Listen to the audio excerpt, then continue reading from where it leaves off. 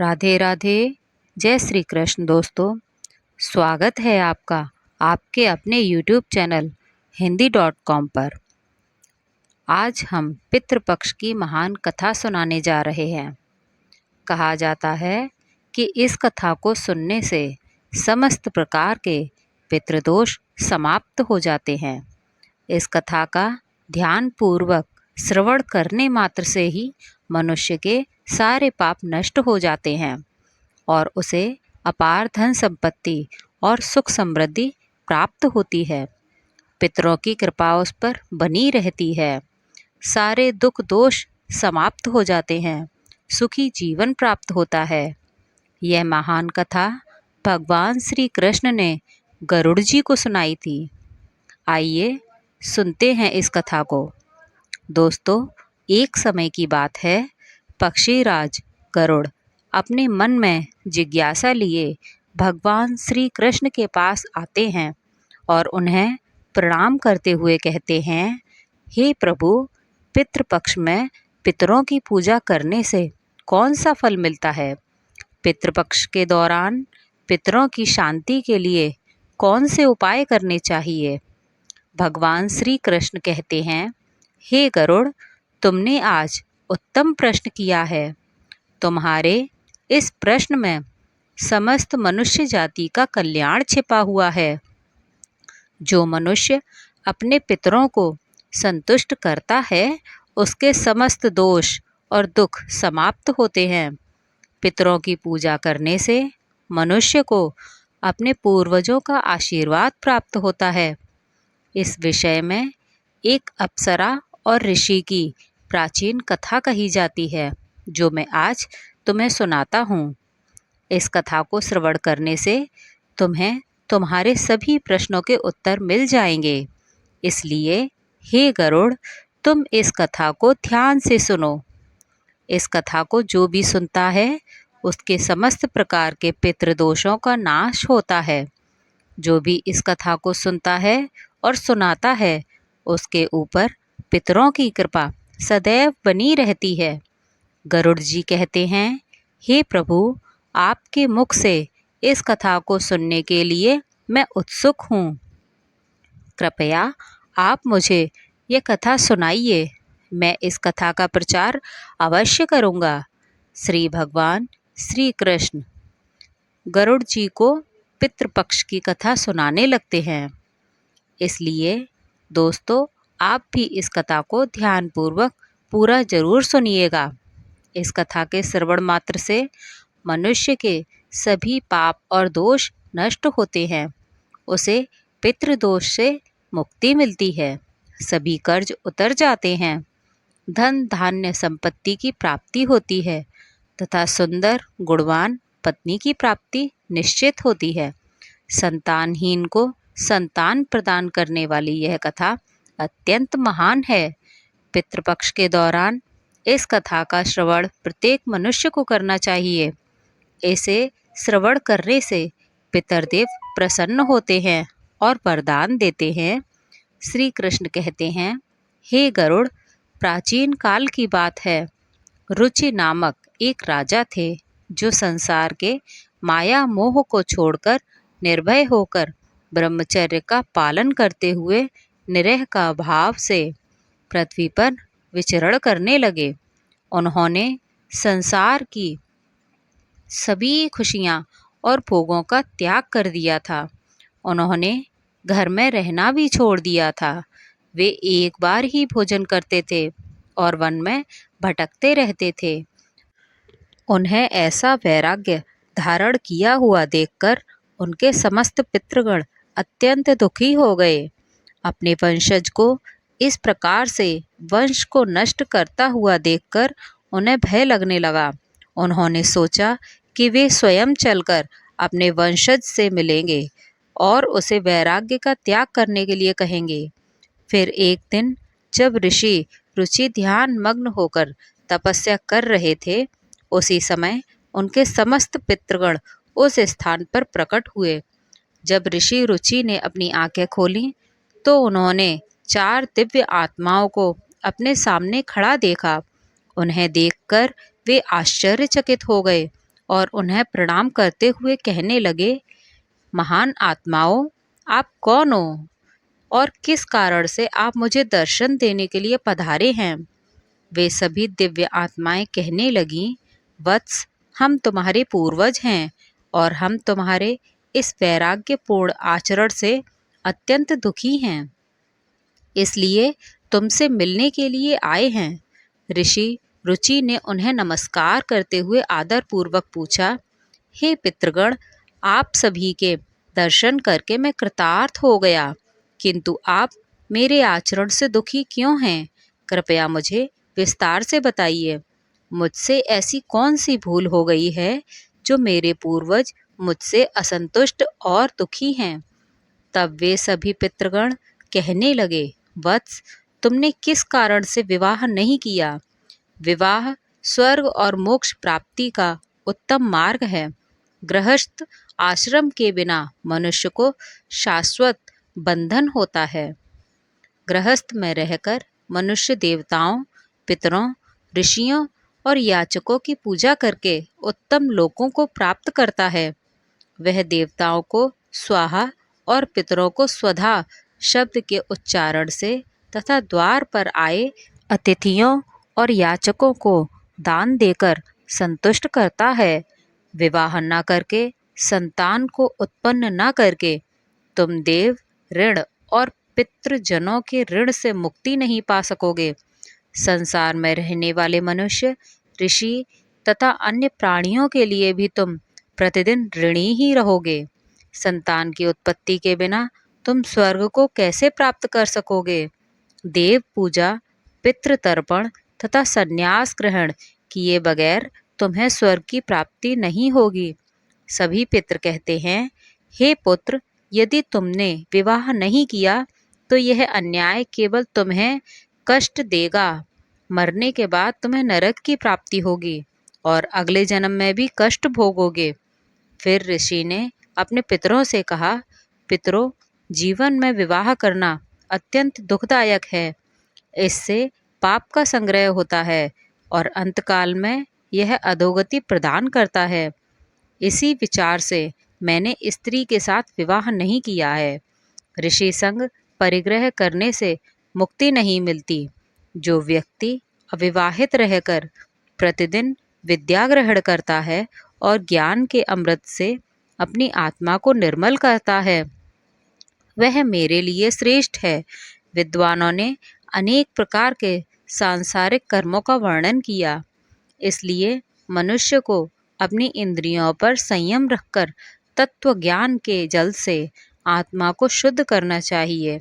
फिर पितरों ने कहा, हे वत्स, इंद्रियों को वश में रखकर ज्ञान के द्वारा आत्मा को निर्मल करना चाहिए। तुम्हारा यह कथन उचित ही है, किंतु यह कल्याण का मार्ग नहीं है जिस पर तुम चल रहे हो। यज्ञ, तप और दान के द्वारा अपने अमंगल को दूर करते हुए फल प्राप्ति के काम से रहित जो शुभ और अशुभ कर्म हैं, वे बंधन के कारण नहीं होते। जो पूर्व का कर्म है वह भोग से नष्ट होता है। पूर्व जन्म का जो पुण्य कर्म है वह सुख दुख को भोगने से निरंतर नष्ट होता रहता है। फिर ऋषि रुचि ने कहा, हे पितामह, वेदों में कर्म मार्ग के प्रतिपादन द्वारा अविद्या और माया की पुष्टि की गई है, इसलिए आप मुझे विवाह करने के लिए क्यों प्रेरित कर रहे हैं?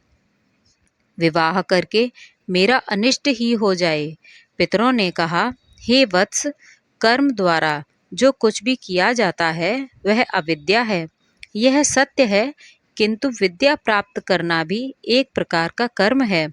शास्त्रों में जो विहित कर्म है, सज्जन पुरुष उनका उल्लंघन नहीं करते, उन्हें उसी से मोक्ष की प्राप्ति होती है। शास्त्रों में पुरुष को विवाह करने की आज्ञा दी गई है। विवाह न करने से पर पुरुष को मुक्ति नहीं मिलती। संतान के बिना उसे मोक्ष नहीं मिलता। संतान के द्वारा किए गए कर्म से उसे मोक्ष मिलता है। इसलिए हे पुत्र, तुम विधि पूर्वक विवाह करो। विवाह न करने से तुम्हारे सभी कर्म भी नष्ट हो जाएंगे और तुम विफलताओं को ही प्राप्त करोगे। यदि हमारा वंश नष्ट हो जाएगा तो हमारी आत्माएं अतृप्त ही रहेंगी।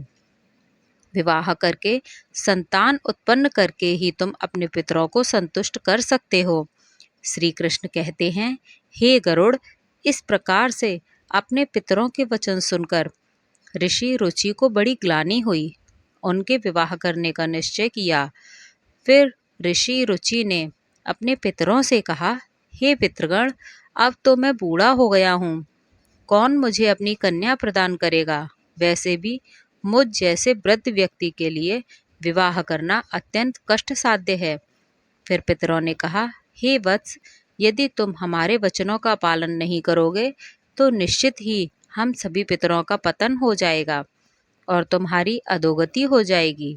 इतना कहकर सभी पितृगण अदृश्य हो गए। श्री कृष्ण कहते हैं, हे गरुड़, पितरों के द्वारा ऐसे वाक्य सुनकर ऋषि रुचि मन ही मन अत्यधिक व्याकुल हो उठे।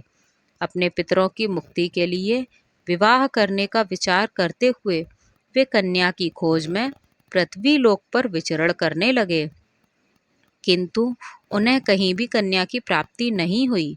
अपने पितरों के वचनों को बार बार मन में सोचते हुए वे चिंताग्रस्त होकर सोचने लगे, मैं क्या करूं? कहाँ जाऊं? मेरे पितृगणों को मुक्ति दिलाने के लिए कौन सी स्त्री मुझसे विवाह करेगी?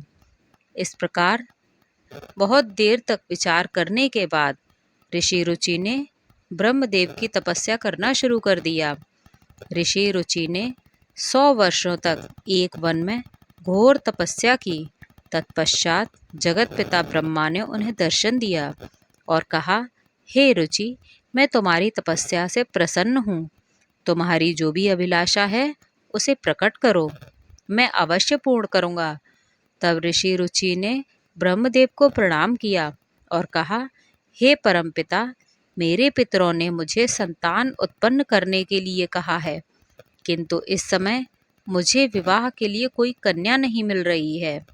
इसीलिए आप मुझे कन्या प्रदान करें, जिससे विवाह करके मैं संतान प्राप्त कर सकूं। इस पर ब्रह्मदेव ने कहा, हे विप्र, तुम संसार के प्रजापति हो जाओगे। तुम्हारे द्वारा प्रजा की सृष्टि होगी। तुम्हारे पितरों ने कहा है कि तुम्हें स्त्री से विवाह करना चाहिए। इस अभिलाषा को मन में रखते हुए तुम्हें पितरों की पूजा करनी चाहिए। वे प्रसन्न होकर तुम्हारी इस कामना को पूर्ण करेंगे। तुम्हें उत्तम स्त्री की प्राप्ति होगी। इस प्रकार ये कहकर ब्रह्मदेव अंतर्ध्यान हो गए।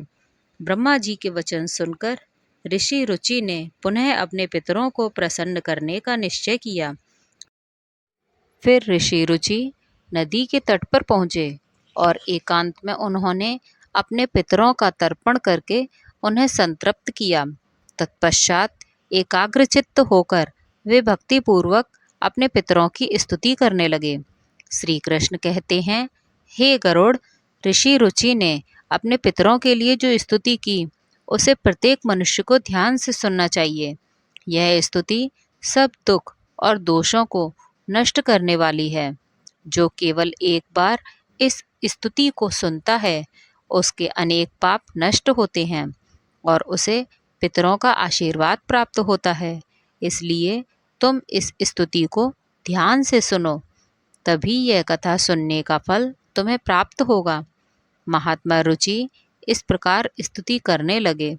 जो सभी देवता के रूप में विद्यमान रहते हैं और जो श्राद्ध के अवसर पर देवताओं से स्वधा द्वारा तृप्त किए जाते हैं, उन सभी पितृगणों को मैं नमस्कार करता हूँ। स्वर्ग में अवस्थित महर्षिगण भुक्ति मुक्ति की कामना से मानसिक श्राद्ध द्वारा जिन्हें भक्तिपूर्वक तृप्त करते हैं, उन सभी पितरों को मैं प्रणाम करता हूँ।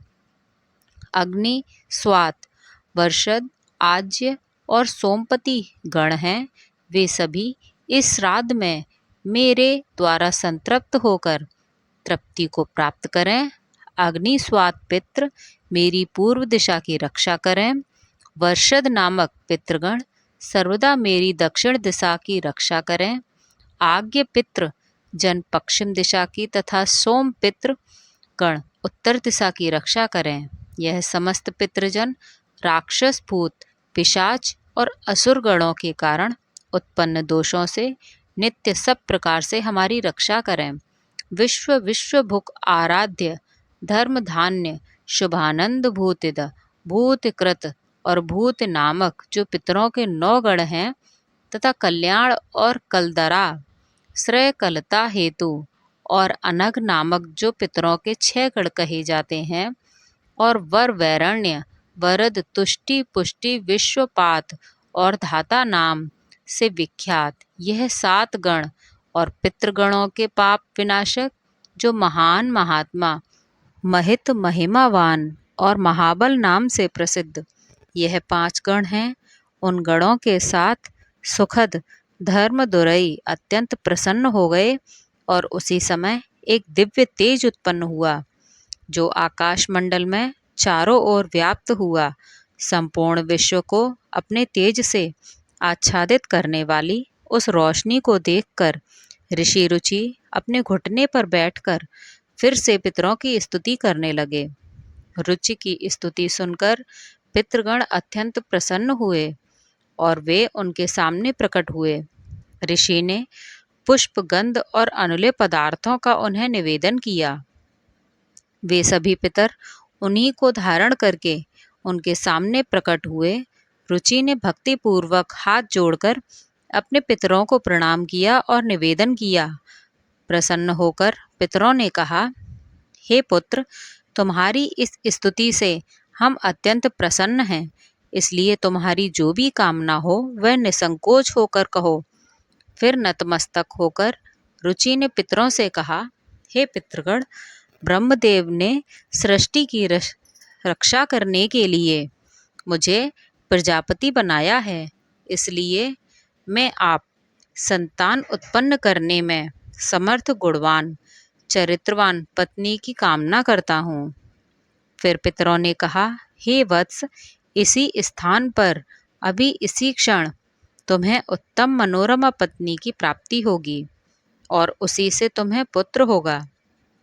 हे रुचि, वह पुत्र बुद्धिमान और बलशाली होकर रोचक नाम से तीनों लोकों में ख्याति प्राप्त करेगा। उसके सभी अतिशय बलवान महापराक्रमी महात्मा और पृथ्वी का पालन करने वाले बहुत से पुत्र होंगे। कहकर समस्त पितृगण ऋषि रुचि को आशीर्वाद देकर उस स्थान से अंतर्ध्यान हो गए। पितरों के अंतर्ध्यान होते ही पितरों की कृपा से उसी समय उस नदी के मध्य से ही रुचि के समीप प्रमलोचा नामक मन को प्रिय लगने वाली सुंदर श्रेष्ठ एक अप्सरा प्रकट हुई। उस श्रेष्ठ अप्सरा ने मधुर वाणी में महात्मा रुचि से कहा, हे तपस्वी श्रेष्ठ, वरुण के पुत्र महर्षि पुष्कर द्वारा मेरी एक अतिशय सुंदर कन्या उत्पन्न हुई है। मैं उस सुंदर रूप वाली मानिनी नामक कन्या को भार्या के रूप में आपको प्रदान करती हूँ। आप इससे विवाह करें। इस कन्या से आपको अतिशय बुद्धिमान मनु नामक पुत्र होगा। फिर प्रजापति रुचि ने उस अप्सरा कन्या से विवाह किया। श्री कृष्ण कहते हैं, हे गरुड़, इस प्रकार से ऋषि रुचि ने अपने पितरों को प्रसन्न करके विवाह के लिए कन्या प्राप्त की और अपने वंश को आगे बढ़ाया। कथा के अंत में भगवान श्री कृष्ण ने गरुड़ जी को पितरों को प्रसन्न करने के अनेक उपाय विस्तार से बताए। यह उपाय मनुष्य के जीवन में पितृदोष को समाप्त करने और पितरों की कृपा प्राप्त करने के लिए अत्यंत आवश्यक माने जाते हैं। श्री कृष्ण ने गरुड़ जी से कहा कि पितरों को प्रसन्न करने के लिए कुछ विशेष अनुष्ठान, तर्पण और धार्मिक कार्यों का पालन करना आवश्यक होता है। आइए जानते हैं उन महत्वपूर्ण उपायों के बारे में। पितृ को प्रसन्न करने का सबसे पहला और मुख्य उपाय तर्पण है। तर्पण का अर्थ है जल अर्पण करना। पितृपक्ष के दौरान पवित्र जल को हाथ में लेकर पितरों का आवाहन करते हुए उन्हें जल अर्पण करना चाहिए। तर्पण में काले तिल, जल, दूध और कुश का उपयोग किया जाता है।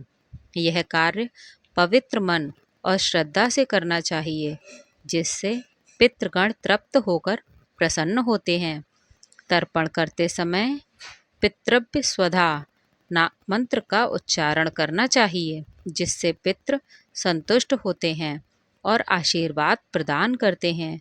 श्री कृष्ण कहते हैं, श्राद्ध कर्म पितरों की तृप्ति के लिए एक महत्वपूर्ण अनुष्ठान है। इसमें पितरों के निमित्त भोजन, फल और वस्त्र अर्पण किए जाते हैं।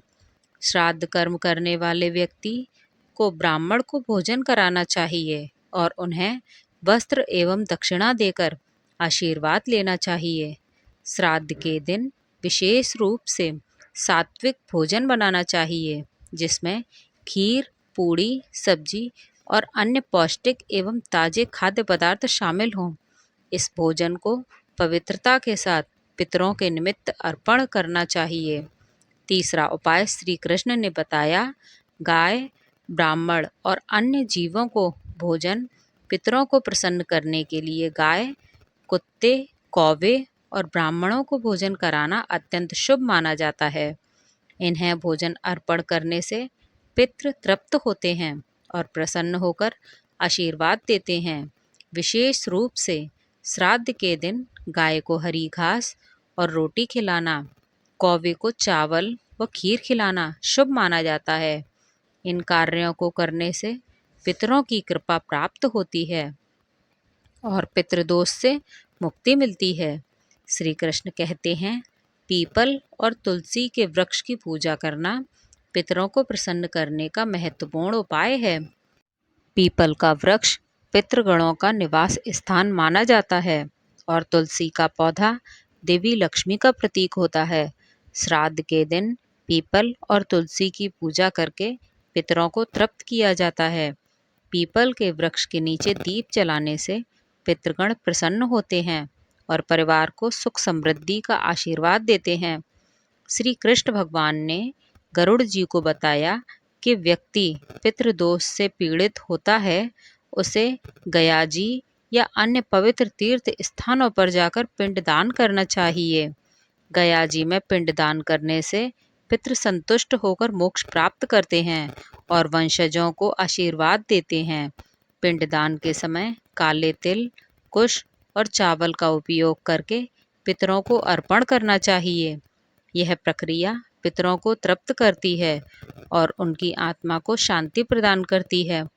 श्री कृष्ण कहते हैं, पितरों को प्रसन्न करने के लिए व्यक्ति को श्राद्ध पक्ष के दौरान व्रत रखना चाहिए। इस समस्त सात्विक आहार ग्रहण करना चाहिए और ब्रह्मचर्य का पालन करना चाहिए। भगवान श्री कृष्ण ने गरुड़ जी से कहा कि श्राद्ध पक्ष में मांस, मदिरा और तामसिक आहार का सेवन नहीं करना चाहिए। व्रत के दौरान भगवान विष्णु, शिव और देवी लक्ष्मी की आराधना करनी चाहिए। इससे पितरों की आत्मा को शांति मिलती है और वे प्रसन्न होकर आशीर्वाद प्रदान करते हैं।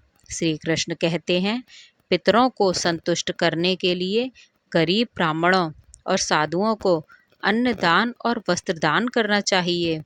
यह कार्य विशेष रूप से श्राद्ध पक्ष के दौरान करने से पितरों की आत्मा को तृप्ति प्राप्त होती है। अन्नदान और वस्त्रदान से मनुष्य को पुण्य की प्राप्ति होती है और पितृदोष से मुक्ति मिलती है।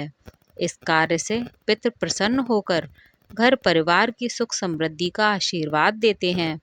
भगवान श्री कृष्ण ने बताया कि पवित्र नदियों, विशेषकर गंगा में स्नान करके पितरों के निमित्त जल अर्पण करना अत्यंत शुभ माना गया है। गंगा जल पितरों की तृप्ति के लिए सर्वोत्तम होता है, जिससे पितृदोष समाप्त होते हैं।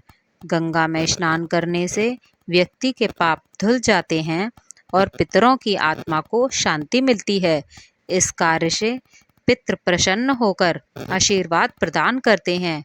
श्री कृष्ण कहते हैं, पितरों को प्रसन्न करने के लिए सत्संग में शामिल होना और पवित्र ग्रंथों जैसे भगवत गीता का पाठ करना अत्यंत लाभकारी माना जाता है।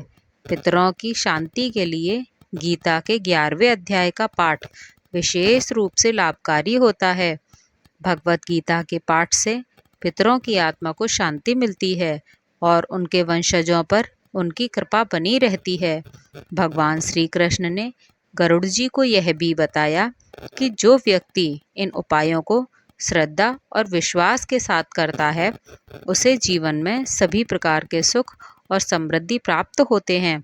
पितरों की कृपा से उसके समस्त दुख समाप्त होते हैं और परिवार में शांति बनी रहती है। इन उपायों को नियमित रूप से करने से पितृदोष से मुक्ति मिलती है और पितृ प्रसन्न होकर वंशजों को आशीर्वाद प्रदान करते हैं। श्री कृष्ण ने गरुड़ जी से कहा, गरुड़, जो भी व्यक्ति इन उपायों का पालन करता है, उसे पितृदोष का कभी सामना नहीं करना पड़ता और उसके पितृ सदैव प्रसन्न रहते हैं। इस प्रकार भगवान श्री कृष्ण ने पितरों को प्रसन्न करने से विभिन्न उपाय विस्तार से बताए, जिन्हें हर व्यक्ति को पितृपक्ष में करना चाहिए। राधे राधे। दोस्तों, आशा करती हूँ कि आपको यह कथा पसंद आई हो। ऐसी और कथाएं सुनने के लिए आप हमारे चैनल हिंदी.com को सब्सक्राइब करें और बेल आइकन को दबाना ना भूलें और वीडियो को लाइक करें, कमेंट में राधे राधे ज़रूर लिखें। धन्यवाद।